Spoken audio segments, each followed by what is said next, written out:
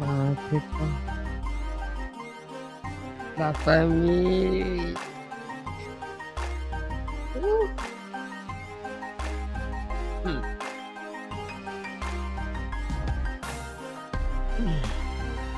Allons seulement, allons seulement, allons seulement. Oh. Hmm. Est-ce que vous êtes là ou vous êtes là?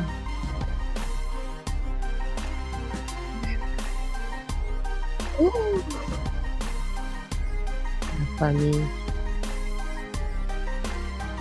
On va arrêter la musique.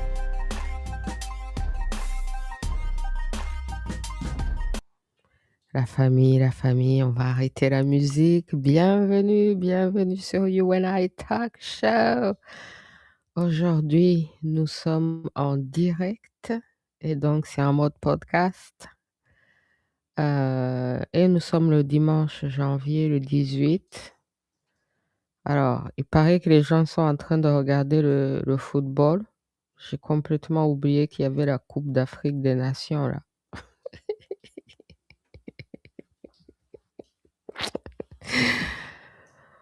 Ah! Yo, je vous vois la famille, ceux qui sont dans les comments, envoyez-moi des comments. Yo, c'est vous-même qui avez demandé le sujet, Tilde. I see you. En tout cas, merci, merci, merci d'être là. Vraiment, je pense que c'est vous-même qui avez demandé ce sujet, hein. Et alors, on va en parler au la suprématie Tutsi, les racines et les conséquences. Alors, nous sommes dans le show de Solidarité Congo, boycott Kagamistan, débat et échange. Et ça, là, c'est notre Space 010. Et on a commencé par 000, comme vous savez. Alors, on va aller commencer le space et puis on va en parler, on va en parler. Ah, ça là, ce sont des questions que moi aussi je me suis posées, quoi. Hein? Je me suis posée et j'ai écrit là-dessus. J'ai écrit là-dessus dans ce livre-là, dans ce livre, mon nouveau livre, mon nouveau East. C'est aussi mon nouveau East, anyways. Imana East, la famille. Know thy divine rights. Connais tes droits divins. Hein? Est-ce que vous savez que nous sommes des êtres divins et que nous avons des droits divins? Et que parmi nos droits divins, nous avons le droit à la connaissance. Ouh, la connaissance infinie. Moi, là, j'ai toujours été une personne qui a soif de connaissances. Donc, vous vous imaginez bien que la suprématie Tutsi, là, il fallait que moi aussi, je me pose, mais d'où est venue cette histoire? Ça a commencé comment? Hmm? Alors, aujourd'hui, je vais vous dire comment moi, je me le suis expliqué, selon mes recherches, selon mes études, mes lectures, mes écrits. Et puis vous aussi, vous allez me dire, quoi. Hein? Vous allez me donner aussi votre version des choses, quoi. Peut-être qu'on va comparer les notes. Comme je disais j'étais dans un space en anglais, là, je félicite les jeunes qui sont en train de faire aussi des conversations dans d'autres langues, avec d'autres peuples. Ah, je suis trop, trop fière. Shira Kamuzinzi, qui avait organisé un space en anglais pour parler à la East African Community. C'est magnifique. Donc, j'étais en train de leur parler de Shaka Sari, qui était journaliste euh, sur Voice of America et qui avait un show Straight Talk Africa, une de mes inspirations. Là. Claude Gatewu qui était là-bas aussi, qui est l'une des personnes qui m'a fait connaître Shaka Sari. Et lui, alors, quand on parlait, il disait on compare les notes, on compare les notes. Chacun étudie, chacun prend ses notes. Et puis de temps en temps, on compare les notes. Alors aujourd'hui, on va comparer les notes. Je vous donne mes notes. Je vous passe mes notes et vous me donnez vos notes. On compare les notes. C'est comment même. Mhm. Et puis à ceux-là qui avaient peur et qui me disent de ne pas parler de ci et de ça, ça là, c'est vos problèmes, oh. C'est pas mes problèmes, oh. Chacun ses problèmes, oh. Faites vos propres shows, parlez de ce que vous voulez parler. Moi aussi, je parle de ce que je veux parler et ce que mon public veut. C'est le public même qui a demandé cette histoire. Hmm? Dude, vous êtes là, hein? C'est vous qui avez demandé cette histoire. En tout cas, on va en parler, oh. Alors, on va aller sur Twitter ensemble et commencer le show. Merci, merci, merci d'être là. La famille, Bananzambe, Banabimana, turi kumwe, Solidarité Congo.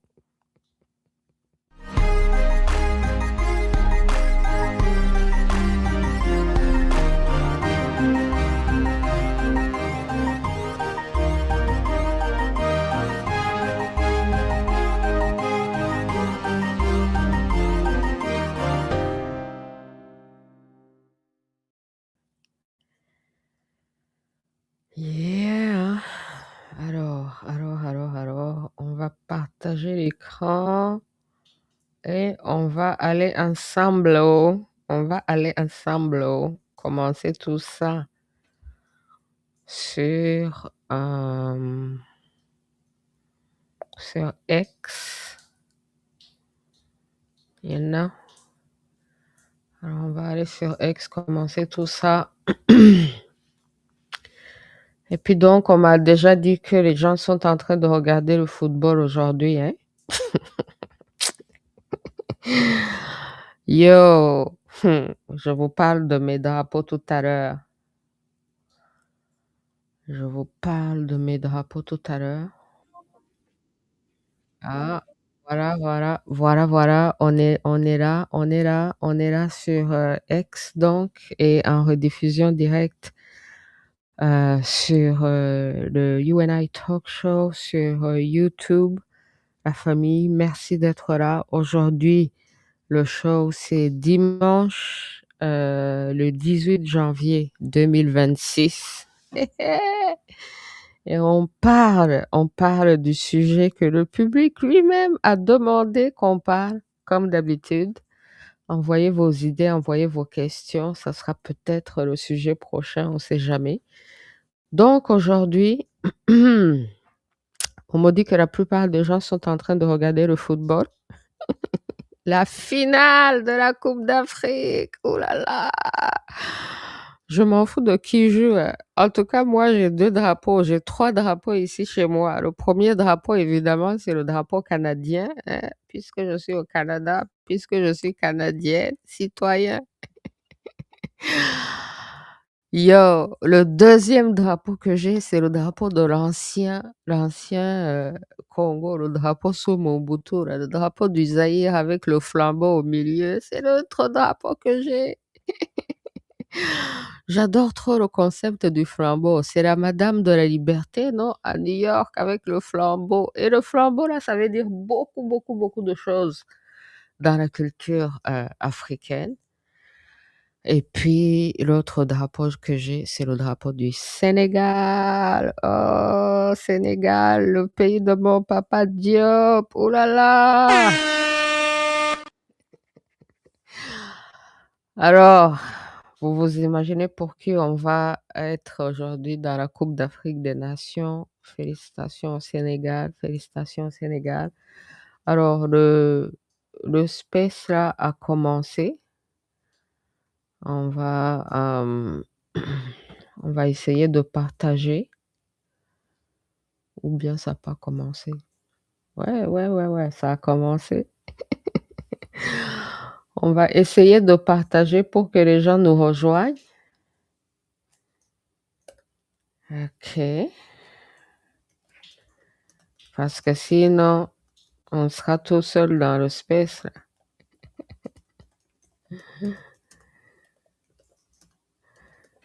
Mhm. Alors, je tag les gens qui m'ont demandé, les gens que j'aime beaucoup leurs interventions tout le temps. et Solidarité Congo, on est ensemble. Alors, si vous voulez vous joindre au space, rejoignez-nous. Ayana Mahano, what? Merci, merci, merci d'être là. Oh là là. Alors, on essaie de faire un space là en français et comme Tilde l'a demandé là sur cette histoire de suprématie Tutsi, les racines, les conséquences. Hein? On essaie d'avoir des conversations là-dessus.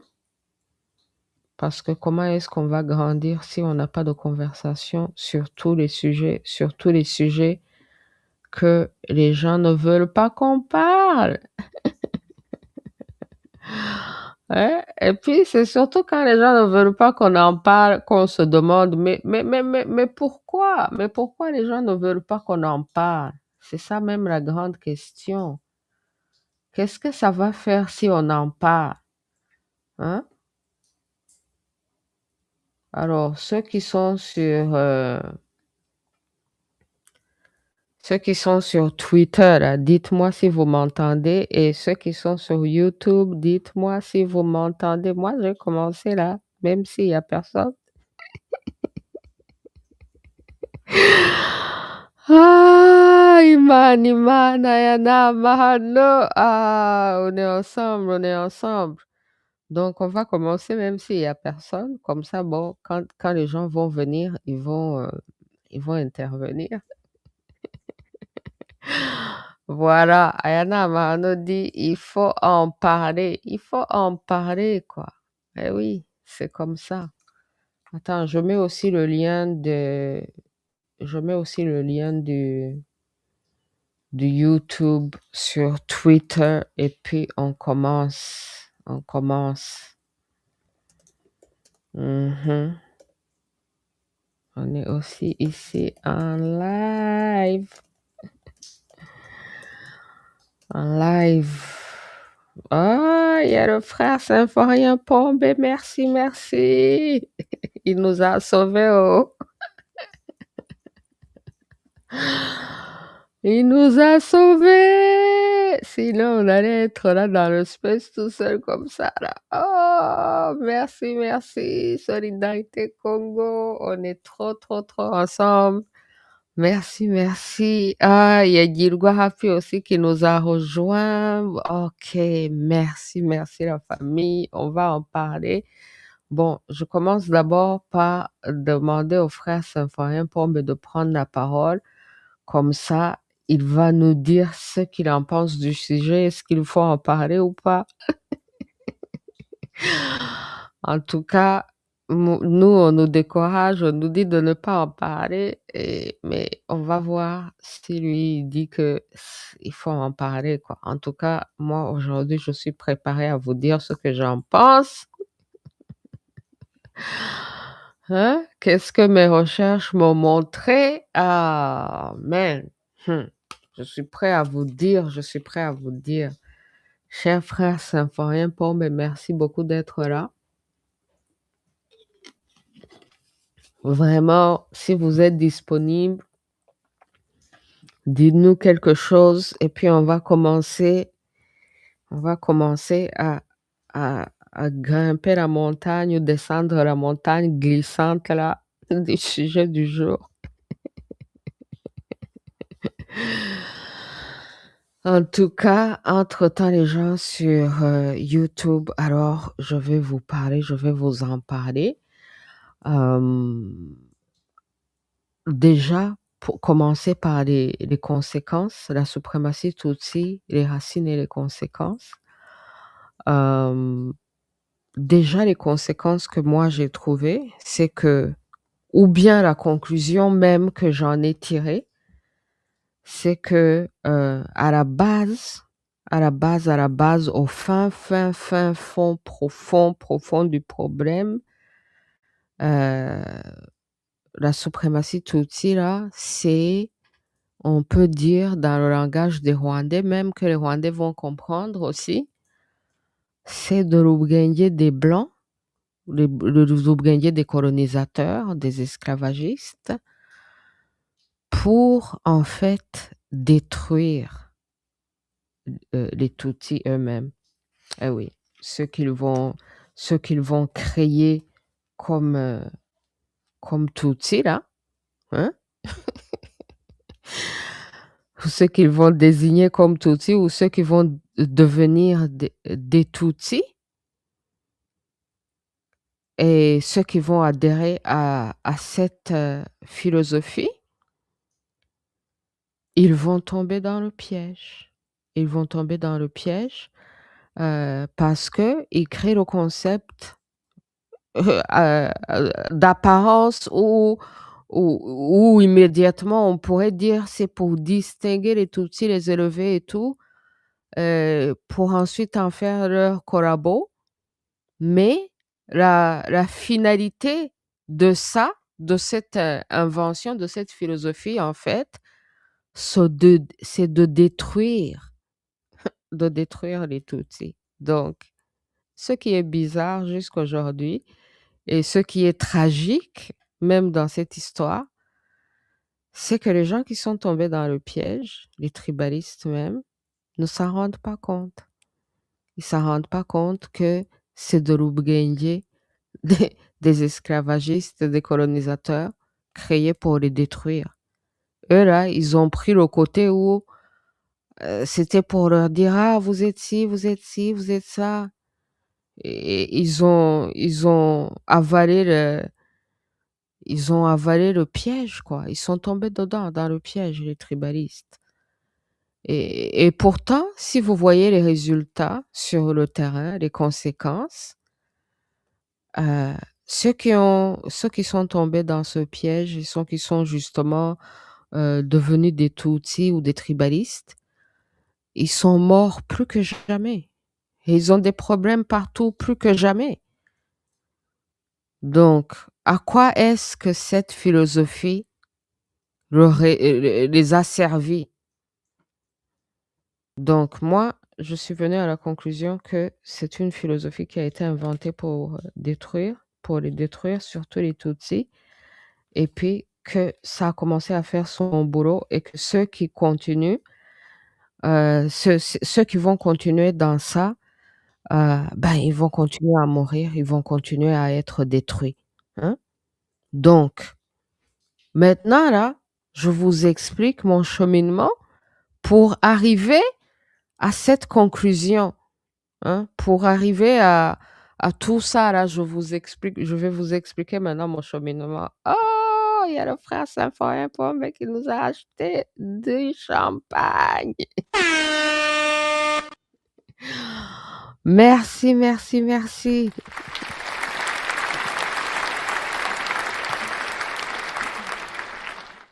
Merci, merci, merci, merci infiniment. Alors là, on va vraiment rentrer dans le vif du sujet et je vous explique comment je suis venue à cette conclusion. Ensuite, je vous donne la parole comme vous voulez. Je vois Ishimwe qui est là. Merci, merci. Je vois Yvan Kigenza qui est là. Merci, merci. Vraiment, là, on va entrer dans le vif du sujet et on va en parler. Merci, merci, merci. Et merci au frère Symphorien Pombe qui vient de nous acheter du champagne sur YouTube. Ouh là là, merci, merci. Alors, rentrons dans le sujet. À la base, pour comprendre la suprématie Tutsi, les racines et les conséquences. À la base, comme j'aime vous raconter les histoires des Rwandais en commençant par une histoire, les mythes, les mythologies, tout ça là, parce que dans les mythes, il y a beaucoup de vérité, beaucoup de réalité, et c'est une façon pour nos ancêtres de nous laisser des messages. Donc, umugani ugana kariho, et chaque peuple a ses mythes fondateurs et il faut étudier aussi les mythes et la mythologie pour comprendre parce que c'est dedans la connaissance, l'histoire. C'est une façon originale que nos ancêtres ont trouvé pour nous laisser des messages et c'est très, très original et ça parle à l'esprit, à la spiritualité africaine. Donc, à la base, il était une fois donc, kera habayeho, très longtemps a existé au Rwanda. À la base, Imana envoya Kanyarwanda au Rwanda occuper le territoire du Rwanda, hein. Donc, déjà à la base, le Rwanda est un territoire qu'on peut dire forêt vierge, et selon les mythes, les histoires des Rwandais, la mythologie, il dit que c'est Imana, le créateur, donc, qui envoya Kanyarwanda au Rwanda pour créer le Rwanda, hein. Et Kanyarwanda est envoyé au Rwanda avec sa femme, hein. Kanyarwanda donc arrive au Rwanda avec sa femme pour créer le Rwanda. Et puis on a déjà vu que le Rwanda, c'est symbolique aussi. Le côté symbolique, c'est un univers qui continue de s'agrandir et qui s'agrandit infiniment. Et on voit à la base que l'univers part comme part d'un atome, c'est tout petit, c'est une semence qui finira par grandir infiniment. Donc, Kanyarwanda arrive au Rwanda avec sa femme et ils ont 3 enfants. Premier enfant, Gatwa, deuxième enfant, Gahutu, troisième enfant, Gatutsi. Et puis, Kanyarwanda et sa femme, je vais pas tout vous raconter, je vais juste vous donner l'essentiel. Ils meurent de faim. Ils commencent par mourir de faim dans ce Rwanda. Et puis, vous voyez qu'à la base, hein, donc, ça raconte aussi symboliquement l'arrivée des Twa, des Hutus et des Tutsis. Et que vous voyez qu'à la base, le mythe, la mythologie donne comme s'ils étaient de la même famille, hein. Et puis donc, au début, ils meurent de faim et on dit qu'ils habitent une terre, une très belle terre, mais ils meurent de faim parce qu'ils n'ont pas la connaissance, ils ne savent pas quoi faire avec cette terre. Ils ont besoin de cultiver cette terre, de se nourrir pour vivre, survivre, exister. Mais comme ils n'ont pas la connaissance, ils meurent de faim. Ils commencent par mourir de faim.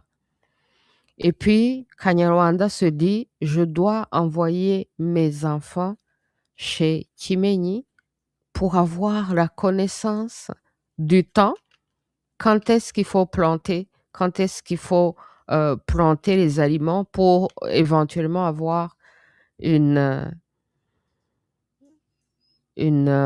récolte pour qu'on ne meure pas de faim dans un pays si magnifique. Vous voyez, donc à la base, ils habitent un pays magnifique, mais comme ils n'ont pas de connaissances, ils meurent de faim. Et puis, le père se donne comme idée qu'il va envoyer donc ses enfants chez Kimenyi. Ces trucs-là, je vous les ai donnés aussi dans mon nouveau livre en passant, hein. Quand je vous dis que j'ai fait des recherches et que j'ai écrit là-dessus, je vous ai raconté cette histoire en plusieurs dimensions dans le nouveau livre Imanaïste. C'est pour ça que je vous en parle aujourd'hui et que le sujet m'a interpellée. Et donc, les gens meurent de faim parce qu'ils n'ont pas de connaissances. Et puis à la base, Gatwa, Gahutu, Gatutsi sont tous de la même famille, sont tous les fils de Kanyarwanda et sa femme. Et alors le père se dit qu'il faut qu'il les envoie chez Kimenyi. Kimenyi, le nom en soi, sous-entend la connaissance. Parce que Kumenya, Kimenyi, donc c'est comme les envoyer à l'école ou les envoyer découvrir donc ce que Kimenyi, la connaissance, savait pour qu'ils puissent enfin survivre sur cette terre. Et donc c'est le voyage et le comportement vers ce voyage qui va expliquer les Twa, les Hutus et les Tutsis. C'est trop marrant, quoi. Comment la mythologie raconte comment les uns se sont comportés par rapport aux autres jusqu'au chemin de Kimenyi. C'est ça, et c'est ça même qui va déterminer à la fin comment leur père va les récompenser. Donc, on raconte que, durant le voyage, heu, le Gatwa est dans l'amusement, Gahutu, mange sa bouffe, rapidement, Gatouti conserve sa bouffe et ensuite on raconte qu'une fois arrivé chez, Kimenyi, Heu, ils disent à Kimenyi: «Ah Kimenyi, notre père nous a envoyés pour avoir la connaissance et pour comprendre, comment est-ce qu'on peut ne pas mourir de faim dans le Rwanda?» En Kinyarwanda, c'est imfura y'amezi. Donc c'est quoi le mois, l'année où on peut cultiver pour ne pas mourir de faim dans le Rwanda, hein? Donc il devait en fait, avoir la connaissance du temps, la connaissance du calendrier, la connaissance de l'agriculture. Pour ceux qui ont étudié la philosophie Kimonto, vous voyez même vous pouvez connecter ça, directement à la civilisation Kama où il faut absolument la connaissance pour, pour faire la civilisation et le rôle de l'agriculture pour faire la civilisation et comment même le pharaon doit avoir tous les 3 attributs, que ce soit les attributs des Tois, les attributs des Hutus, les attributs des Tutsis, pour être le roi, le pharaon de tous, et pas tout ça basé sur la connaissance. Donc vous voyez que, même le Rwanda à la base, c'est vous allez acquérir la connaissance et celui qui va rapporter la connaissance à la maison, c'est celui-là qui sera récompensé. Donc, arrivés chez Kimenyi, les trois garçons demande à Kimenyi de lui donner, la connaissance du temps et de tout ça là, pour qu'il puisse pas mourir de faim, pour qu'il puisse planter et Kimenyi leur raconte une histoire et leur dit que, le Imfura y'amezi, l'aîné de tous les mois où il faut planter, où faut tout planter, c'est Mutarama, Mutarama qui est donc janvier, le mois même dans lequel on se trouve. Hein? Imfura y'amezi, donc c'est l'aîné et puis c'est le concept aussi de Imfura, donc l'excellence, tout ça là, hein? Amezi comme ukwezi, en swahili ça serait mwezi, hein? Donc vous voyez le kinyarwanda est très, proche du swahili aussi et ça c'est le mois.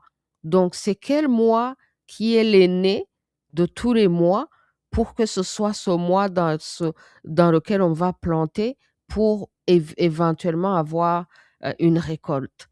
Donc Kimenyi leur dit que c'est Mutarama, donc janvier. Et puis, les garçons vont dormir, hein. Et puis, c'est ça que les garçons commencent aussi à se distinguer. Pendant que les garçons vont dormir, pendant que Gatwa et Gahutu vont dormir, Gatouti, lui, il reste éveillé. Et Gatouti fait quoi? Il va espionner Kimenyi et Muka Kimenyi, donc la femme de Kimenyi, eh, Kimenyi na mke wake, Kimenyi na Muka Kimenyi. Et donc ça sous-entend Kimenyi la connaissance, Muka Kimenyi la femme de la connaissance.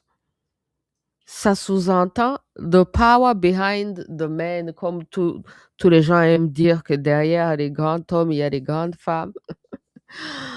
Donc, Skimenyi, le soir, en allant dormir avec sa femme, il est en train de consulter sa femme et il lui raconte l'histoire de Gatwa, Gahutu et Gatuti qui sont venus lui demander Imfuraya Amezi pour qu'ils puissent vivre et survivre dans leur Rwanda et qui leur a dit que c'est Mutaram. Et puis donc, Muka Atimenyi lui dit: «Mais non, tu leur as pas donné la bonne information. Mutarama, c'est pas l'aîné de tous les mois. L'aîné de tous les mois, c'est Ukwakira, Kwakira, Imbuto». Parce que vous voyez, en Kinyarwanda, les noms même des mois ont des noms qui disent à un autre niveau à quoi ça sert ce mois. Donc, il leur dit que le vrai mois, l'aîné, Infuraya Amezi, le vrai donc mois aîné, l'aîné des mois choisi pour accueillir la semence, pour enfin donner la récolte, c'est Ukwatira, Kwatira, Imbuto, Ukwatira, c'est octobre. Hein. Le vrai Infuraya Amezi, donc, c'est octobre. Selon le calendrier des Muntu dans la région, que c'est ce mois-ci où ils vont, que la terre peut accueillir pour éventuellement donner une récolte. Et donc, Chimène est d'accord avec sa femme et dit: «Ah oui!» Mais le lendemain, là, il ne corrige pas les garçons. Il les laisse partir comme ils sont venus. Et heureusement pour eux, ou heureusement pour la famille Kanyarwanda, selon le conte, il y a Gattuti qui n'est pas allé dormir, qui est allé espionner Arab Genge, Chimenyi et Muka Chimenyi pour écouter leur conversation de ce qu'ils se disent, ce qu'ils se sont dit entre eux, pour connaître la vérité sur l'aîné des mois réellement. Donc, Gattuti, lui, a cette information parce qu'il est resté éveillé et qu'il est allé espionner Kimenyi Muka Kimenyi Arab Gang pour recevoir la vraie information. Ensuite, il rentre à la maison et donc le père Kanyarwanda leur demande, et puis selon le comportement de comment ils se sont comportés durant le chemin en allant vers Kimenyi et Muka Kimenyi, et ensuite l'information qu'ils ont reçue selon ce qu'ils ont appris chez la connaissance et la femme de la connaissance. Et puis donc, chacun raconte son histoire. Et puis, plus tard dans la nuit, Gattuti décide de parler à son père en privé et lui raconte ce qui s'est passé. Ce qui s'est passé, selon lui.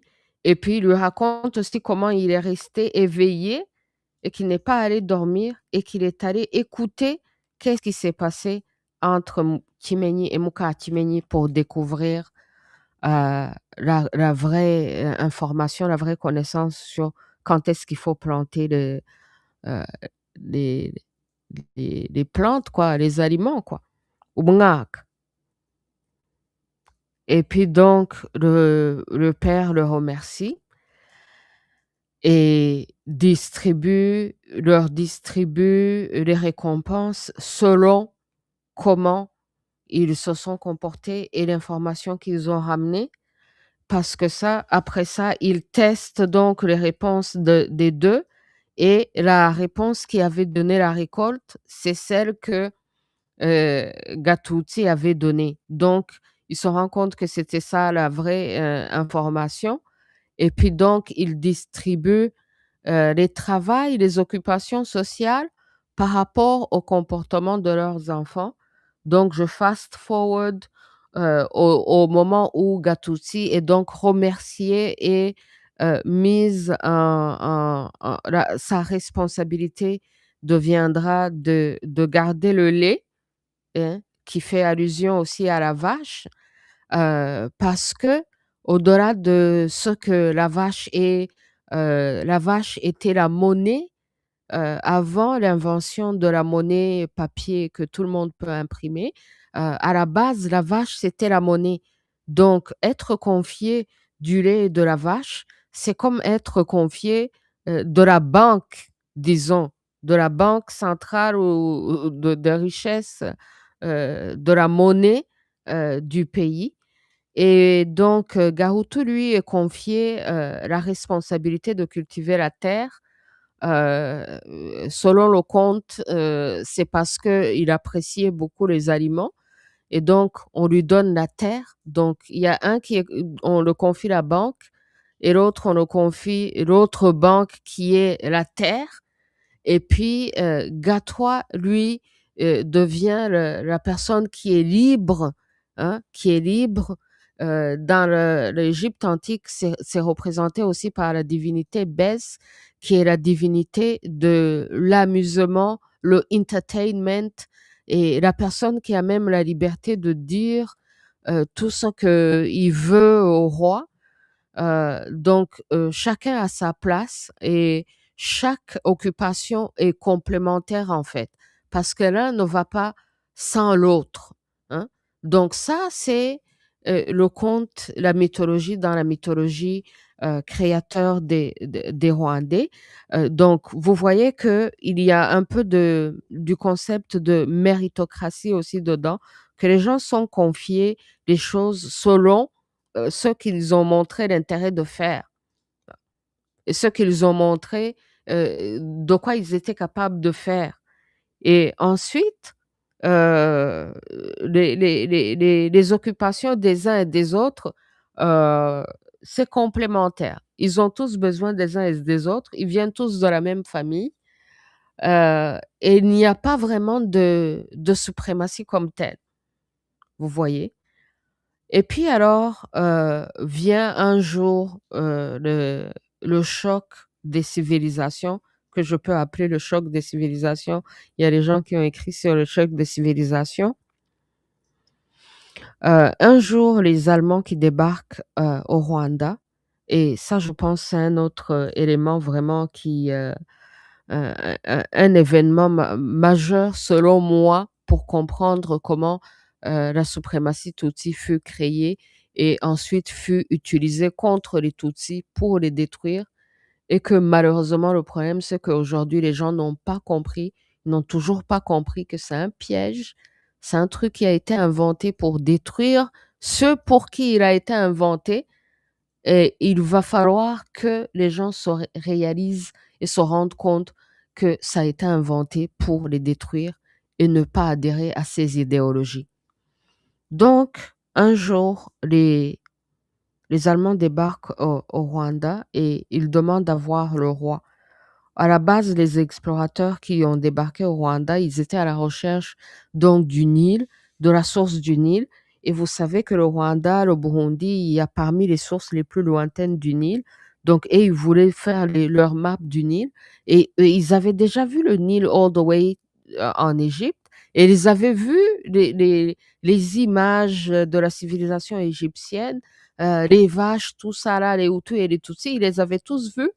Et comme par hasard, ils les retrouvent aussi au Rwanda. Et au lieu de voir la connexion avec la civilisation la plus magnifique, eux, comme leur but, c'est de prendre cette terre, de conquérir cette terre, eh ben, ils sont là non seulement à la recherche du Nil, mais aussi à la recherche d'un moyen pour s'accaparer des terres africaines, hein. Vous voyez qu'aujourd'hui, l'Europe s'accapare des terres en Amérique du Sud. Ensuite, ils font des deals en Amérique du Sud qui détruisent les agriculteurs en Europe parce qu'ils possèdent déjà les terres même en Amérique du Sud. Ce qu'ils veulent, c'est vraiment la terre africaine, et de préférence sans les Africains. Donc, leur but, c'est d'éliminer les Africains qui sont sur cette terre pour pouvoir conquérir la terre. Donc, ceux qui débarquent au Rwanda ont adoré la terre rwandaise et la géographie et tout ça là. Donc, ce qu'ils cherchent, c'est de conquérir. Maintenant, ils sont là, ils se demandent, mais comment on va faire pour prendre ce Rwanda? Et leur conclusion, c'est: on va absolument détruire les Tutsis, parce que pour eux, c'est les Tutsis qui sont au pouvoir quand ils débarquent, et on va détruire les histoires on va créer on va exaspérer les divisions qui existent. Mais à la base, il y a un petit événement que je veux que les gens sachent. Il y a un petit événement, j'ai écrit là-dessus dans mon livre Imanaïste. Je ne sais pas si beaucoup de gens connaissent ce petit événement, mais moi je pense que ce petit événement n'est pas à négliger. Quand on parle d'histoire, des mythes et des mythologies là, il y a des petits événements comme ça qu'on ne peut pas négliger, qui sont à la base justement de leur politique et leur, volonté de vouloir justement, détruire le Tutsi ou créer des problèmes de tribalistes à cette époque parce qu'ils débarquent au Rwanda. Et ils débarquent au Rwanda, donc les explorateurs ou les Européens, et ils demandent à voir le roi. Et puis, les Rwandais, Arab Genge que les Rwandais ont toujours été, hein, ou Arab Genge que le Tutsi devait toujours être, parce que vous voyez que même dans le mythe fondateur que je vous ai raconté des Rwandais, le Tutsi a utilisé de l'Ubgenge pour obtenir la connaissance.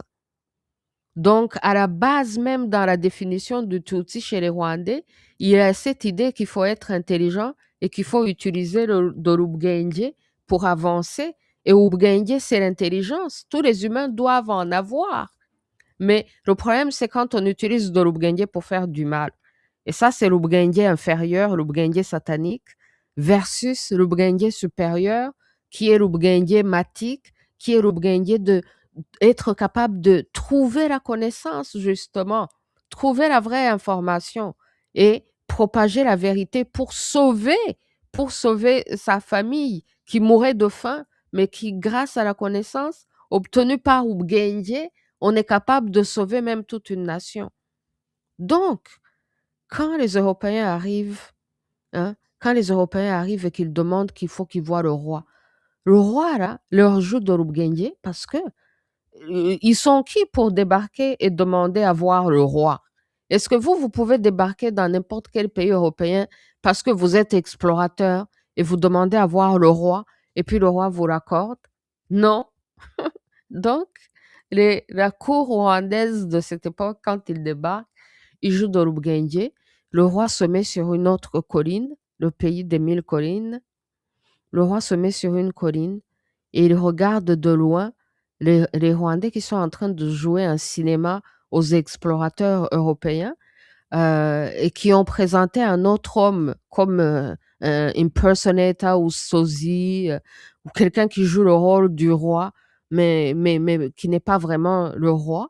Donc, c'est lui qu'ils présentent comme le roi. Ils font toute la cérémonie de la cour pour accueillir ces inconnus, mais ces blancs, on se méfie, on se met à distance pour les accueillir et ils font toutes les cérémonies et puis donc les blancs, ils sont très contents qu'ils ont vu le roi. Or, le roi ne les a pas vus, il est sur une autre colline en train de les observer. Et puis ils repartent tranquilles, ils pensent qu'ils ont vu le roi et puis plus tard, ils se rendent compte, plus le temps avance, ils se rendent compte que non, ils n'ont pas vu le roi. Les Rwandais leur ont joué un jeu, un théâtre à la Bwenge. Ils n'ont pas réellement vu le roi, quoi. Alors, l'histoire raconte qu'ils se sont fâchés et puis ils se sont dit dans leur rapport, parce que la plupart des fois, les explorateurs même, c'était des gens qui étaient engagés par les monarchies européennes, parce qu'après, c'était les monarchies européennes qui devaient aller conquérir. Comme vous voyez, c'est Léopold II qui est allé s'approprier le Congo, tout le Congo. Et pour annexer le Rwanda-Urundi, la colonie belge, là, c'était annexé au Congo. C'est la monarchie. Mais les monarchies, avant d'aller s'accaparer des terres par le feu, par le sang, par l'esclavage, par la colonisation, ils envoient leurs explorateurs. Les explorateurs font des rapports selon leurs expériences. Et donc, selon cette expérience de ces explorateurs-là, il paraît que l'histoire raconte que ils ont dit, bon, on peut prendre le Rwanda, mais pour prendre le Rwanda, il va falloir absolument détruire les Tutsis parce que c'est eux qui sont au pouvoir, parce que c'est eux qui nous ont joué le cinéma, le théâtre à la Bwenge. Donc, on ne peut pas prendre le Rwanda sans détruire la classe qui est au pouvoir. C'est ça qu'ils ont pris comme conclusion. Mais maintenant, qu'est-ce qu'ils vont jouer comme tactique arabe Genje pour pouvoir détruire le pouvoir en place et le remplacer pour pouvoir mieux coloniser? C'est de créer la suprématie Tutsi, de dire aux Tutsis qui sont au pouvoir ou ceux qui sont perçus comme de Tutsis au pouvoir, que eux, ils sont différents, qu'ils sont une race différente, qu'ils sont supérieurs à tous les autres et que eux, ils sont comme les Blancs. Au fait, la suprématie Tutsi s'appuie sur la suprématie blanche. Sans la suprématie blanche, la suprématie Tutsi aussi ne peut pas exister. C'est à la base parce que le colonisateur ou l'explorateur, l'esclavagiste qui veut coloniser, qui veut prendre s'accaparer des terres africaines, se voit comme supérieur et voit les Africains comme inférieurs. Et ensuite, il arrive à convaincre un groupe d'Africains que eux, vous êtes comme nous. Vous êtes comme nous, comme les Blancs. Donc, vous êtes différents. Donc, vous êtes supérieurs à vos frères et sœurs. Pourtant, à la base, comme la mythologie rwandaise le disait, Gatwa, Gahutu et Gatutsi sont de la même famille. Mais là, on vous dit que vous n'êtes plus de la même famille. Vous êtes une race à part. Et cette race à part que vous êtes est supérieure à tout ce qui existe dans le pays que vous étiez en train de partager avec les autres. Donc, c'est sûr que les gens sont flattés. Moi, j'ai l'impression que les gens sont tombés dans le piège parce qu'ils ont été flattés. Quelqu'un vient vous raconte des histoires. C'est des manipulations, là, des perversions graves. Que ouais, vous êtes spécial, vous êtes supérieur. Donc, on va vous aider à opprimer. Au début, la suprématie blanche qui contamine le Rwanda et qui crée la suprématie Tutsi aide le régime qui est perçu comme Tutsi à opprimer le reste des Rwandais, à prendre les territoires, plus de territoires même qu'ils n'avaient. Tous les territoires qu'ils n'avaient pas réussi à mettre sous leur monarchie, ils les ont aidés à les conquérir. Et ensuite, Rubgenge, des esclavagistes qui ont inventé la suprématie blanche, passe à côté et dit maintenant aux autres, ah, mais vous voyez, ces Tutsis, ils se croient supérieurs, ils se croient spéciaux. Mais vous aussi, vous êtes des Muntu, non? Des Bantous au pluriel. Donc, libérez-vous. On va vous aider aussi à vous libérer. Et voilà, de génération en génération, les Rwandais tombent dans les pièges, les Rwandais tombent dans les manipulations, mais à la base, c'est un truc qui a été inventé pour détruire ceux-là même qu'ils ont voulu flatter en leur disant: «Vous êtes une race différente, vous êtes supérieur, vous êtes différent». Parce qu'ensuite de ça, ils modifient complètement la société. La monnaie, qui était la vache, ils détruisent les vaches. Ils tuent les vaches, ensuite ils créent une autre monnaie et ensuite ils redéfinissent c'est quoi un Tutsi parce que autrefois où Gattuti, pour être récompensé, il avait dû être intelligent, il avait dû obtenir la bonne information, il avait dû utiliser de l'Ubgenge. C'est pour cela qu'il a été récompensé. Mais cette fois-ci, il redéfinit c'est quoi être un Tutsi. Pour être un Tutsi, il suffit d'être un peu grand et avoir un long nez et avoir quelques vaches. C'est réduit au physique. Vous vous imaginez? Vous vous imaginez si autrefois dans la philosophie des Rwandais, c'était associé à la connaissance, à l'Ubgenge, et puis cette fois-ci, que les colonisateurs viennent et c'est réduit au physique, tous les gens maintenant qui ont ce profil, qui sont un tout petit peu grands et qui ont un long nez et qui ont quelques vaches, vous voyez le Kagamistan, à chaque fois que les dignitaires viennent au Rwanda, il va leur montrer ses vaches. C'est une façon pour lui de dire, voici ma richesse, voici ma richesse, voici qui je suis. Mais si vous- c'est réduit à vous avez un long nez Vous avez quelques vaches, vous devenez Tutsi.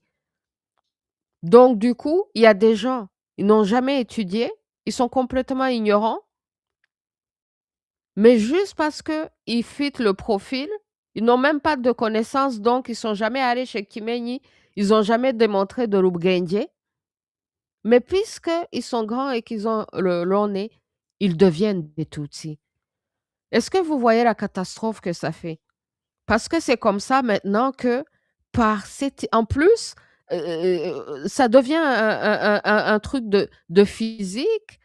Donc tous les gens qui ont le physique se retrouvent dedans et c'est comme ça que vous voyez les gens deviennent comme des vaches, capables de suivre seulement leur groupe de tribalistes, sans avoir réfléchi, sans avoir pensé, sans avoir complètement vu tous les autres enjeux. Seulement que quelqu'un vient les manipuler et vous dire: «Ah, nous sommes des Tutsis parce que nous sommes grands, nous avons des longs nez et nous avons des vaches, donc nous sommes des Tutsis, donc allons faire la guerre contre les Bantous». Des trucs complètement farfelus et alors les gens suivent aveuglement sans avoir rien compris parce que même la définition du Tutsi a complètement changé. Les gens peuvent être complètement ignorants, aucune connaissance, aucune information, aucun mérite, mais comme ils ont le faciès, ah, ils sont des Tutsis. Et vous voyez que dans la civilisation qui m'entoure de l'ancienne Égypte, l'une des choses les plus marquantes que beaucoup de chercheurs ont vues, et moi aussi j'ai remarqué, je vous ai montré les Tutsis en Égypte antique, je vous ai montré les Hutus, je vous ai montré les Tois, les gens qui ont le faciès, quoi. Mais au-delà de ça, même la philosophie. Mais l'une des choses les plus marquantes quand vous étudiez cette civilisation, c'est de voir que partout où les colonisateurs la raison même qu'ils disent aux Tutsis que vous avez un nez qui est fin, vous êtes donc comme les Blancs, vous êtes comme nous, vous êtes supérieurs aux Noirs, c'est par rapport à la suprématie blanche qui se voit déjà comme supérieure aux Noirs. Ils arrivent à convaincre les Noirs de s'entretuer entre eux, basés sur ces histoires.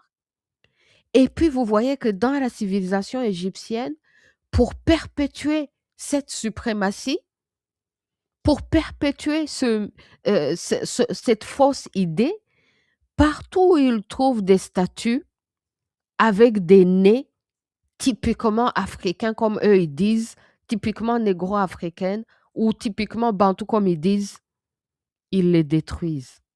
Ils détruisent leur nez. Est-ce que vous voyez le nombre de statues en Égypte jusqu'aujourd'hui? Le petit Américain, là, High Speed, quand il est allé en Égypte et qu'il a demandé pourquoi le nez du sphinx a été détruit. Hein? Pourquoi le nez du sphinx a été détruit? Pourquoi le nez de toutes ces statues est détruit? Parce qu'avec le nez, typiquement négro-africain comme ils disent, ils ne peuvent plus nier que la civilisation kamite, c'est la civilisation qui monte tout. Et ça détruit leurs idéologies, leurs fakes idées donc de suprématie blanche. Et sans la suprématie blanche, comme on a vu, il ne peut pas y avoir de suprématie tutsi, puisque c'est grâce à la suprématie blanche qui dit: «Vous n'êtes plus de la même race avec tous ces gens, vous êtes une race autre, vous êtes comme nous, vous êtes supérieurs et donc on va vous aider». Et puis les gens ont été flattés. Ils ont accepté, ils sont tombés dans ce piège. Les conséquences aujourd'hui, c'est que les Tutsis sont morts plus que jamais, basés sur ces fake ideas.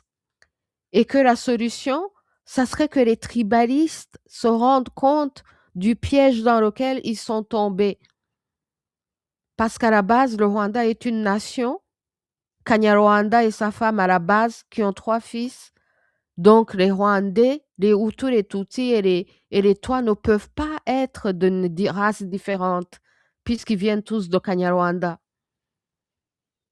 et que les occupations qu'ils ont eues, c'est par le mérite, c'est par les intérêts, et que toutes les trois sont représentées jusqu'à l'Égypte antique.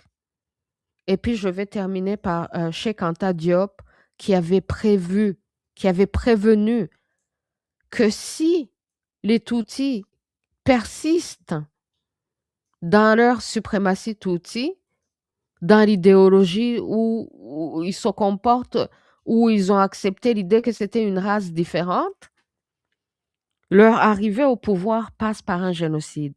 Et ça, c'est dans Civilisation ou barbarie. Diop, qui a écrit le livre dans les années 80, avait déjà prévu. Donc, la famille, partagez l'information et dites aux gens qui sont dans le tribalisme, dans les histoires de tribalistes, qui sont complètement perdus et que ça a été inventé pour les détruire.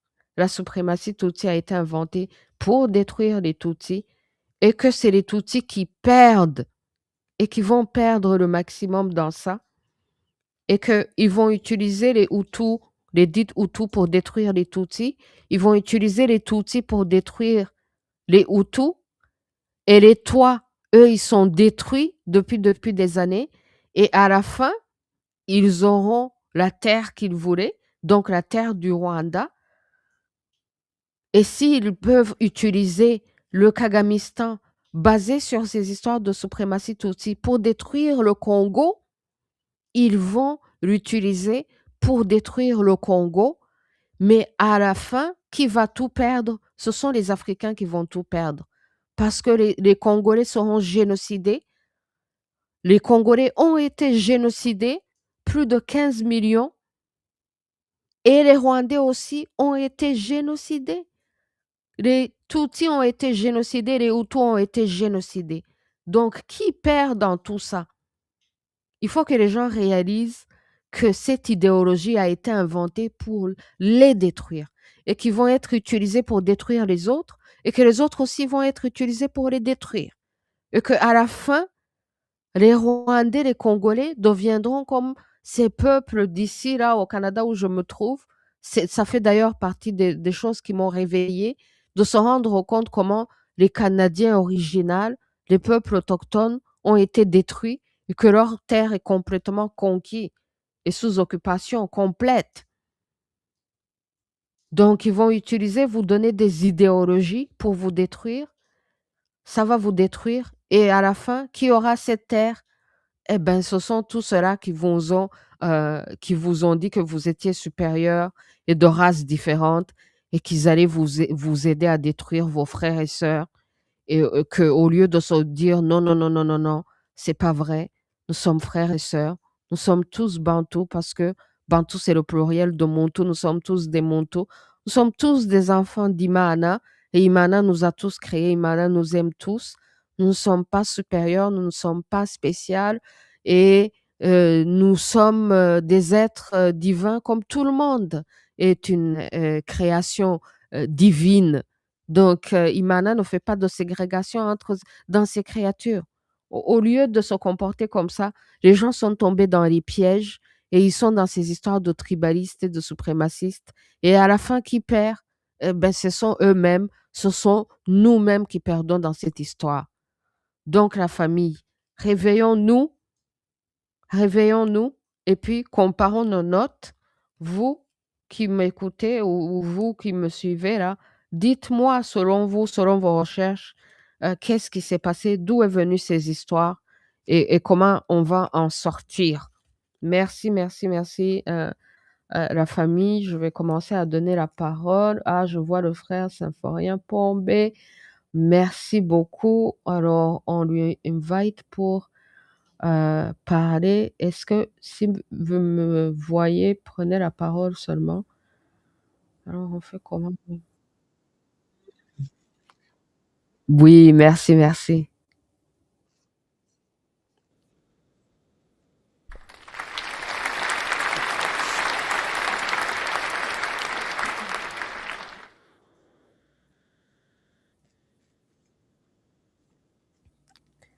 Merci, merci, merci, cher frère Symphorien Pombé, pour votre participation et votre contribution. Et merci aussi à la reine Bénédicte Njoko qui nous a rejoints et tous ceux qui sont là, Molang, Ishimwe, Jean-Jules, Bakamira, T et Drew. Merci, merci, merci. Aujourd'hui, on va pas être trop long parce qu'on sait que les hommes sont en train de regarder leur football là. Donc, on va les laisser aller regarder leur football. Donc, je vais commencer à clôturer. Et si quelqu'un veut prendre la parole avant qu'on clôture, vraiment, ça serait magnifique. Bénédicte Joko, si vous voulez dire quelque chose. Sinon, je voulais faire un petit commentaire par rapport à ce que le frère Symphorien Pombe a dit. Pourquoi une minorité exerce le pouvoir justement pour comprendre. Au fait, l'une des façons de le comprendre, surtout au Rwanda, dans le cas du Rwanda, pourquoi ceux qui semblent être une minorité exercent le pouvoir, c'est qu'il y a aussi le fait que la vache, justement, par rapport à la vache, quand, la vache devient une monnaie. Quand la vache devient une monnaie, comme aujourd'hui ceux qui contrôlent la banque ou ceux qui ont inventé la banque ou ceux qui contrôlent l'argent, même s'ils sont une petite minorité, mais ils ont toujours le pouvoir. Ils ont toujours beaucoup de pouvoir. Donc, quand la vache devient une monnaie, comme une monnaie et que la vache est utilisée aussi dans le système de l'Ubuhake. Ça, c'est le système où quelqu'un se levait pour aller demander de l'emploi, si on peut simplifier dans les termes d'aujourd'hui, l'emploi chez quelqu'un qui avait des vaches. Et puis, éventuellement, si votre employeur est bon, vous finirez par avoir une vache. Donc, la vache devient comme monnaie. Et vous l'utilisez aussi pour commencer votre richesse. Et c'est d'ailleurs pour cela que vous pourriez naître Tutsi avec plusieurs vaches, mais finir Hutu sans les vaches. Parce que sans les vaches, vous n'avez plus vraiment accès à cette classe qui sera classifiée comme Tutsi. Mais donc, si la vache est monnaie, et donc vous avez le pouvoir économique, puisque vous détenez tout l'argent et toute la monnaie, et c'est comme ça que vous êtes capable d'exercer le pouvoir, même si vous êtes une minorité. Mais dans la réalité économique, vous devenez une majorité parce que vous êtes la majorité qui possède la majorité de la richesse et donc de la monnaie. Et plus tard, on verra que la vache devient aussi parmi les choses de la dot, hein. Pour doter une femme, là, on donne une vache pour vraiment montrer la richesse. Et ça devient que même dans la philosophie des Rwandais, parfois on dit une fille, déjà pour dire une fille, on dit umukobwa. Umukobwa, c'est donc quelqu'un qui reçoit la dot. Et qu'est-ce que parfois on va même dire umukobwa jana. Alors là, ça, c'est une femme de valeur qu'on va doter 100 vaches. Donc, c'est ça qui va contribuer à donner du pouvoir. Donc, ce qui est perçu comme la minorité est en fait une majorité puisque détenant la richesse, la vache, la monnaie. Et d'ailleurs, parmi les choses pour détruire les Tutsis, éventuellement les colonisateurs, qu'est-ce qu'ils ont fait? Ils ont tué leurs vaches. Ils les ont envoyées en Belgique comme des steaks. Ils les ont tellement tués et ça là, tuer les vaches, des gens qui étaient comme, identifiés comme Tutsis, ça c'est complètement leur enlever leur pouvoir économique, au-delà même du symbolisme, puisque la vache était devenue une monnaie et ensuite remplacer la monnaie qui est donc la terre et la vache, ce qui donne du pouvoir aussi aux Hutus, puisqu'ils sont les propriétaires de la terre, et ce qui fait même de la raison pour laquelle les Tutsis ont besoin des Hutus, puisqu'ils ont besoin de la terre pour leurs vaches, puisque c'est eux qui se déplacent. Donc, ils ont toujours besoin d'être en bonne relation avec les propriétaires de la terre, parce que pour les propriétaires de la terre, c'est leur monnaie. Eux, ils n'ont pas vraiment besoin des nomades avec leurs vaches, puisqu'ils sont capables de vivre et de survivre sur la terre seulement. Mais ils choisissent d'entrer en relation puisqu'ils ont comme monnaie d'échange la vache et ensuite, après, ça devient la terre, ensuite, ça devient aussi les aliments. Mais vous voyez que donc, par rapport au sujet de la semaine passée, l'une des raisons pour lesquelles les Tutsis auraient besoin de donner la femme pour faire des relations et aussi recevoir des vaches en retour puisque la dot devient des vaches. Mais si déjà c'est nous qui avons les vaches, on se donne des vaches entre nous, c'est la richesse qui circule entre nous. Donc à plusieurs niveaux, c'est ça, l'idée de pourquoi la minorité exerce, le pouvoir sur la majorité. Et donc, quand on change complètement la monnaie et que maintenant ça devient une monnaie imprimée que les Africains ne contrôlent même pas, vous voyez dans plusieurs pays, même pour se libérer, pour devenir réellement souverains, ils sont là, ils disent, nous devons avoir notre propre monnaie. Parce que s'il était une fois, nous avions notre propre monnaie, c'est la terre, c'est la vache, et qu'aujourd'hui on est dépossédé de la terre et qu'on n'a plus de vaches, et qu'en plus de ça, la monnaie est imprimée ailleurs, et donc c'est les autres, même s'ils sont minoritaires, qui vont détenir le pouvoir et qui vont pouvoir ensuite financer les rébellions en utilisant toutes ces idéologies que les autres sont tombés dedans et ils ne comprennent même pas, mais financer les rébellions en utilisant la nouvelle monnaie qu'ils ont créée, où on n'a pas accès, et financer des gens qui ont seulement des idées, qui sont ignorants, qui se disent Tutsis, non pas parce que ils sont, comme on a vu le Tutsi à l'original dans la mythologie, mais juste par faciès même. Et pour ça, rejoindre des trucs de suprémacistes pour tuer les autres, qu'ils voient comme une race différente, alors qu'on a vu que c'est les enfants de la même famille, manipulés par cet argent qu'on ne contrôle plus pour s'exterminer soi-même. Les Africains s'exterminent eux-mêmes, suivant toutes ces manipulations à tous ces niveaux. Donc vraiment, si je peux terminer par là et dire que ce qu'il nous faut, c'est de rendre compte c'est de ne pas être flatté. Parce que les gens à qui on a dit vous êtes spécial, vous êtes supérieur, ils ont été flattés, ils sont tombés dans le piège. Ne soyez pas flattés. Réalisez que nous sommes tous des Montous, donc nous sommes tous des Bantous, que ce soit les Hutus, les Tutsis, les Tois, ils étaient tous dans la civilisation qui Montou, qu'il n'y a pas de race supérieure et que tout le monde est spécial. Et que donc, c'est pas la peine d'aller faire la guerre, de tuer les gens. Parce que moi, je dis souvent aussi, en termes de solidarité Congo, que pourquoi le Kagamistan a tellement tué les Congolais?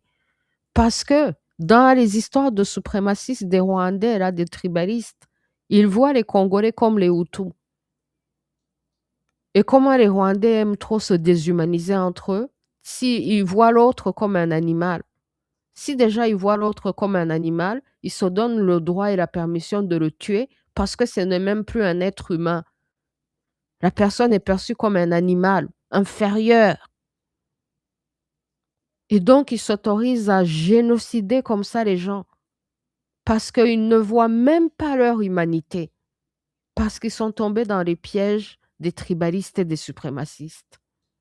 Mais à la fin, c'est les tribalistes et les suprémacistes aussi qui vont subir. Parce qu'il y a le karma, vous faites des choses, eh ben, les mauvaises choses aussi vont vous arriver. Et à la fin, vous perdez aussi. Tout le monde perd. Donc, il faut que les gens se rendent compte de ce piège et qu'on en ressorte. Sinon, si les gens continuent dans les tribalismes, dans le suprémacisme, ben, eux aussi ils finiront génocidés, quoi. Parce que, comme on a commencé, c'est un piège contre ceux-là même qui sont tombés dans la flatterie de se croire supérieurs. C'est un piège pour vous détruire. C'est un piège pour s'autodétruire. Si les gens ne sortent pas de ça, on va continuer de mourir. Donc, merci la famille. On va laisser les gens aller regarder leur football. Les gens m'ont averti que c'est le football, que c'est la finale. Puis j'ai dit, bah, moi, je regarde même pas, quoi. Mais on va laisser les hommes aller regarder, à moins qu'il y a quelqu'un qui a envie de dire quelque chose. On vous écoute. Sinon, on laisse le space d'aujourd'hui short and sweet et on revient dimanche prochain, Merci infiniment à tous ceux qui étaient là. Symphorien Pombe, si vous avez un dernier mot à dire, puisque vous êtes le seul qui est monté. Ouais, je pense que Symphorien Pombe-si est busy. Donc, merci, merci, merci. Bénédicte Njoko, merci. Moulang, merci. Chimwe, merci. Jean-Jules, merci. Drew, merci. Symphorien Pombe, merci infiniment. À la prochaine, à la prochaine. Donc, vive l'Okimoto et vive aussi le Sénégal aujourd'hui pour ceux qui regardent le football. Vive le Sénégal, pays de mon papa Diop. Ouh, je suis avec eux. Bananzambe, merci, merci. Turi kumwe bana b'Imana. À la prochaine.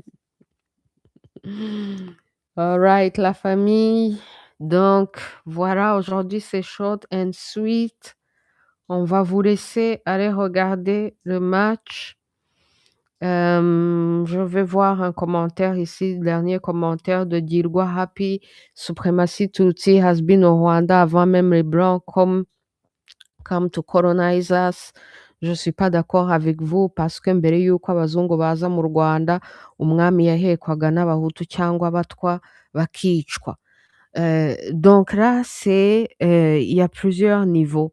D'abord, et toutes ces histoires-là, je les ai traitées dans mon livre Imanaïste. Avant que les Blancs viennent nous coloniser, le roi, quand il devenait roi, hein, pour vous montrer que non, la suprématie Tutsi est une invention de la suprématie blanche, hein, le roi, quand il devenait roi, il n'était plus ni Hutu ni Tutsi, et d'ailleurs, il prenait un autre nom pour montrer qu'il est le roi de tous. Donc, l'idée même que le roi est un Tutsi, là, ça, c'est les Blancs qui ont vu ça comme ça. Hein. Mais le roi dans la culture rwandaise et dans l'histoire, c'est pour ça qu'il prend même un autre nom. Et c'est pour ça que même dans la généalogie de tous les rois, on dit, voici son nom quand il était encore Tutsi, voici encore son nom maintenant quand il est devenu roi. Parce que quand il devient roi, là, il n'est plus Tutsi, il est le roi de tout le monde. Et donc, le fait que maintenant, les transporteurs du roi sont des Hutus, mais c'est par rapport à l'emploi. Hein. C'est les employés, comme on a vu qu'il y a une relation d'employeur, l'employeur ayant les vaches, ayant donc la richesse, le capital, comme aujourd'hui dans toutes les sociétés, et les employés étant les gens qui cherchent à avoir accès à ce capital, comme le capital, la monnaie est devenue la vache, c'est qui donc les employés ou c'est qui la classe qui sont dites des employés? Ce sont là qui vont être dites des Hutus. Donc, ça, ce sont les divisions de classe sociale qui existent dans la société comme dans toutes les sociétés. Il y a les employeurs, il y a les employés, et puis il y a ceux qui sont responsables de l'amusement. C'est dans toutes les sociétés. D'ailleurs, la société des Rwandais de demain, quand on va se reconstruire, on va donner de la valeur à tous les employés, on va donner de la valeur aux cultivateurs, on va donner la valeur aux éleveurs, on va donner de la valeur aux gens qui sont dans l'industrie de l'amusement. Parce que ce que les bateaux font, l'amusement, c'est devenu toute une industrie. Hollywood, là, c'est quoi? C'est de l'amusement. Mais l'amusement, c'est dans le domaine des bateaux chez les Rwandais. C'est un domaine que les Rwandais ne respectent même pas. Ils pensent que ça vaut rien. Or, c'est devenu toute une industrie, multi-billion dollar industry à Hollywood. Les agriculteurs que les Rwandais ne respectent pas. C'est un billion dollar industry. Et l'agriculture de l'avenir, surtout l'agriculture bio, là, c'est ça même l'avenir. C'est ça même que les gens auront besoin. Les éleveurs, vous voyez la chicane en Europe présentement. Les Européens sont allés esclavagiser l'Amérique latine. Ils ont conquis ces terres-là. Donc aujourd'hui, ils veulent maintenant détruire les agriculteurs, les éleveurs de l'Europe, la classe ouvrière. Est-ce que donc ce sont les Hutus de l'Europe qui sont en train d'être détruits et puis qui se lèvent, qui font une révolution pour préserver leurs terres, leur agriculture made in Europe? Mais l'élite des Européens, ils comprennent pas ça, ils ne veulent pas ça parce que eux, ils ont déjà conquis l'Amérique latine et que pour eux, qu'ils ne veulent que des employés moins chers, toujours moins chers. Eux, ils veulent que l'agriculture se fasse en Amérique latine, là où même personne ne les contrôle, là où les peuples sont encore en voie de libération. Et c'est ça que les Africains doivent comprendre. Les gens veulent votre terre. Et ils vont tout faire, vous mélanger, vous diviser pour avoir vos terres. La suprématie blanche a été inventée par la suprématie. La suprématie Tutsi a été inventée par la suprématie blanche. Parce que sans la suprématie blanche, sans cette idée que le blanc est supérieur, que le blanc va venir vous dire qu'il est supérieur, et donc parce qu'il est supérieur, il doit vous diriger, sans cette idéologie-là, il n'y a pas non plus de suprématie blanc, Tutsi. Parce qu'ils sont venus marabouter les Rwandais et leur dire: «Ah, vous, vous êtes une race, vous êtes différent, vous êtes supérieur, donc vous devez diriger». Les gens sont tombés dans ce piège. Et le piège est là pour nous détruire, pour les détruire. Donc en fait, pour sauver les Tutsis, il faut absolument parler de tout ça. Il faut démystifier la suprématie Tutsi et il faut exposer les conséquences. Les conséquences, c'est que les Tutsis sont morts plus que jamais. Les Hutus sont morts plus que jamais. Qui a perdu dans tout ça?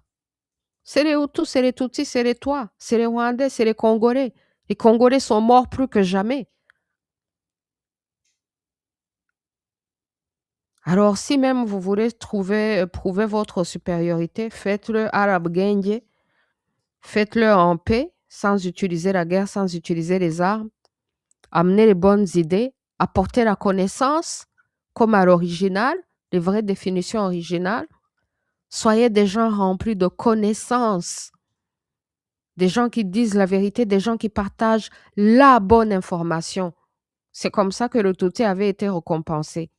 Pas par apparence, ni par combien de vaches que vous avez, mais par connaissance et par le partage de la vraie connaissance, de la vraie information, de la vérité. Et c'est de ça que la civilisation s'est bâtie. C'est de ça qu'une nation a pu se bâtir, basée sur la connaissance.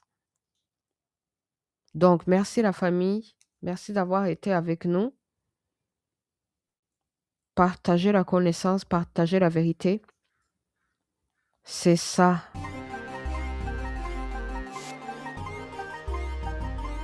C'est ça le message de nos ancêtres.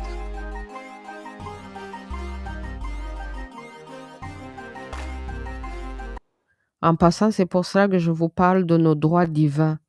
Connais tes droits divins. Imanaïste, know thy divine rights.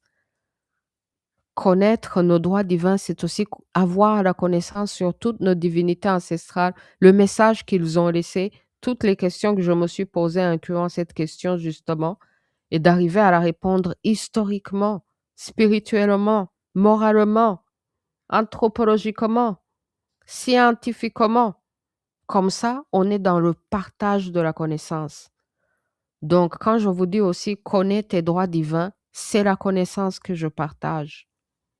On va se connaître nous-mêmes, on va connaître notre histoire et on va bâtir nos nations sur la connaissance.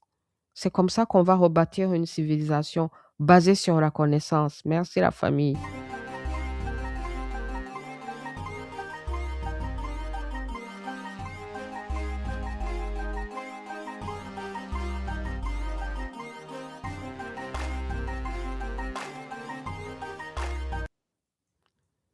Alors, dernière question de Gilgwa Happy qui dit none kuri ko turi supremacy tutsi twahinduka gute ngo dukunde babandi. Et donc, si nous sommes dans la suprématie tutsi, on fait comment pour changer et pour aussi aimer l'autre? Alors, la première des choses pour changer et aimer l'autre, c'est comprendre que l'autre, en fait, l'autre, fait partie de vous aussi. L'autre n'existe pas. Il n'y a que un. Imanaïste, Iman. Il n'y a qu'un seul Imana. Hein? Il n'y a qu'un seul Imana. Donc, un seul créateur, le créateur. Imana, pour nous, n'est ni femme ni homme. C'est le principe créateur. Donc, il n'y a qu'un seul principe créateur, Imana, c'est pour ça que nous sommes des imanaïstes. Et si vous savez qu'il n'y a qu'un seul créateur et que toute la création fait partie d'Imana et Imana fait partie de toute la création, donc vous vous rendez compte que l'autre que vous n'aimez pas, lui aussi fait partie de la création. Et comme l'autre que vous n'aimez pas, lui aussi fait partie de la création, donc en fait, il fait partie de vous. À un niveau connecté, là, vous êtes l'autre, vous êtes comme l'autre, l'autre est comme vous faites partie de la même création. Au fait, quand on remonte plus loin, on est un. Dans Imana, nous sommes un. Et donc, parmi vos droits divins, vous avez le droit divin de vous identifier comme enfant d'Imana et un avec la divinité. Et en étant un avec la divinité, vous êtes un avec tout le monde. Donc, du coup, l'autre n'existe pas. Et si vous n'aimez pas l'autre, c'est vous-même qui ne vous aimez pas. C'est pour ça qu'il y a le Ukorikizu Kagisanga, le concept du karma, c'est vous-même qui vous punissez. Vous faites du mal, vous trouvez du mal devant. Imana n'a même pas besoin d'intervenir. C'est vous-même qui vous punissez. Donc, la façon pour guérir, c'est de justement briser cette division que les autres sont venus installer et se rendre compte que non, nous ne sommes pas différentes races. Même si nous étions différentes races, nous faisons toujours partie du un qui est Imana. Donc, nous sommes tous connectés. Nous faisons tous partie de la création et la création, c'est nous. Donc, nous sommes tous connectés. Donc, quand on déteste l'autre et qu'on lui fait du mal, ben, on se fait du mal à soi-même. Hein? Parce que regardez dans les histoires des tribalistes des Rwandais, les Tutsis ont voulu faire du mal aux Hutus, ça s'est retourné contre eux. Les Hutus ont voulu faire du mal aux Tutsis, ça s'est retourné contre eux. Les Tutsis ont voulu faire du mal aux Congolais, ça se retourne contre eux. Vous faites du mal, vous allez trouver du mal devant vous. Vous faites du mal en pensant que vous faites ça à quelqu'un d'autre que vous n'aimez pas, mais cette personne fait partie de la création. Et toute la création suit les mêmes lois, les mêmes règles. Il n'y a pas de tribalisme chez Imana. Imana aime tout le monde. Donc, si vous faites du mal au nom du tribalisme, au nom des gens que vous n'aimez pas, parce que vous ne vous rendez pas compte que vous êtes un avec eux, vous vous faites du mal à vous. Donc, la façon de guérir et d'arrêter de nous faire du mal à nous-mêmes, c'est d'accepter que nous sommes un. La famille.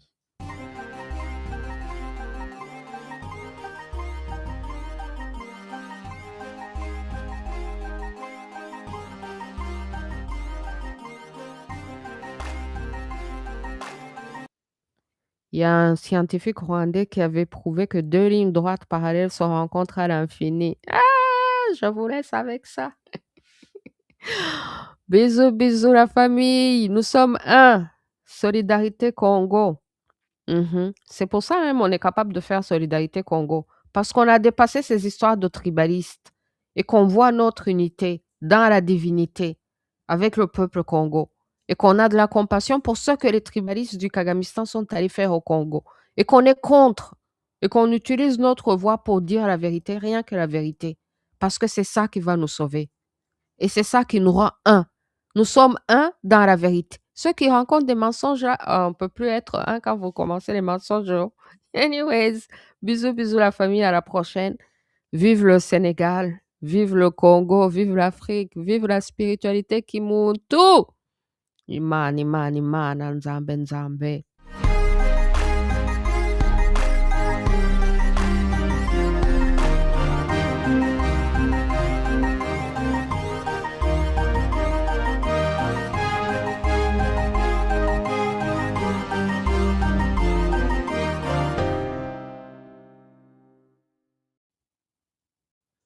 Merci, merci aux frères Symphorien pour le champagne.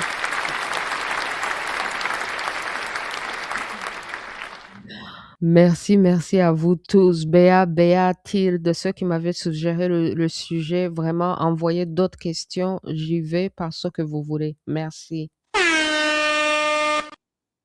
Les Freedom Lovers au Canada ont gagné contre le gouvernement. La Cour a dit que les Freedom Lovers avaient raison, hein, parce que les politiciens sont nos employés et que le gouvernement avait tort de sortir contre les Freedom Lovers. Donc, le horn là que je fais, c'est pour les Freedom Lovers du Canada. C'est eux qui m'ont inspiré. C'est pour ça même j'ai le drapeau du Canada même chez moi. Merci la famille, à la prochaine. Yirgwa happy, bisous, bisous, Tilde, bisous, bisous. Imana, Imana, Imana.